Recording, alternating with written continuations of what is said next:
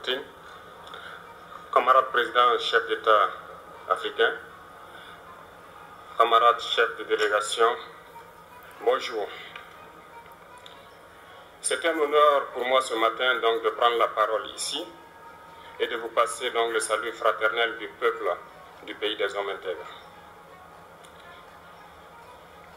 C'est aussi le lieu pour moi, avant tout propos, de rendre grâce à Dieu, Dieu Tout-Puissant qui nous a permis de nous réunir ici ce matin en bonne santé pour parler de l'avenir et du bien-être donc de nos peuples.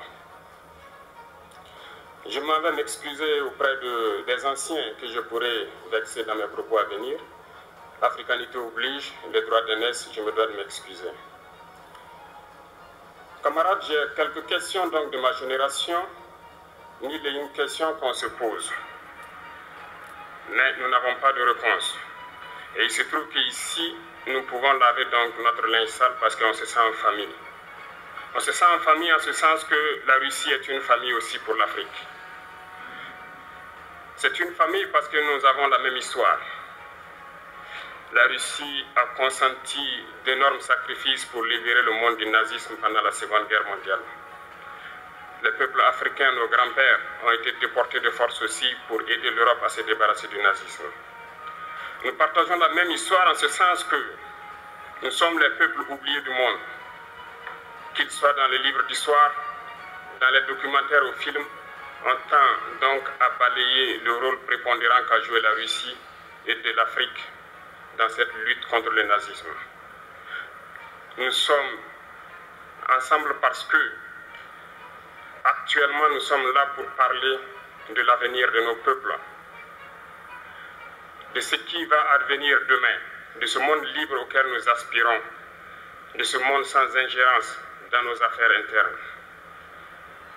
Nous avons les mêmes perspectives et je souhaite que ce sommet soit l'occasion donc de pouvoir tisser de très bonnes relations en vue d'un meilleur avenir de nos peuples.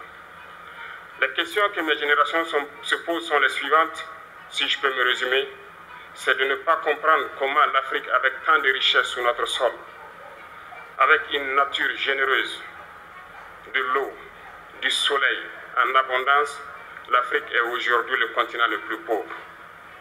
L'Afrique est un continent affamé. Et comment se fait-il que les chefs d'État traversent donc le monde à mendier? Voici des questions que nous nous posons et que nous n'avons pas de réponse jusque-là. Nous avons l'occasion de tisser de nouvelles relations. Et j'espère que ces relations puissent être les meilleures pour donner un meilleur avenir à nos peuples. Ma génération me charge aussi de dire que, par ce fait de pauvreté, ils sont obligés de traverser l'océan pour essayer de rallier l'Europe. Ils meurent dans l'océan.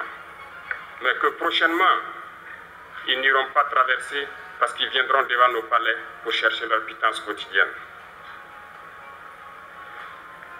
Pour ce qui concerne le Burkina Faso, aujourd'hui nous sommes confrontés depuis plus de 8 ans à la forme de manifestation la plus barbare, la plus violente du néocolonialisme, de l'impérialisme. L'esclavage qu'on tend encore à nous imposer. Nos dévanciers nous ont bien appris une chose. L'esclave qui n'est pas capable d'assumer sa révolte ne mérite pas que l'on s'apitoie sur son sort.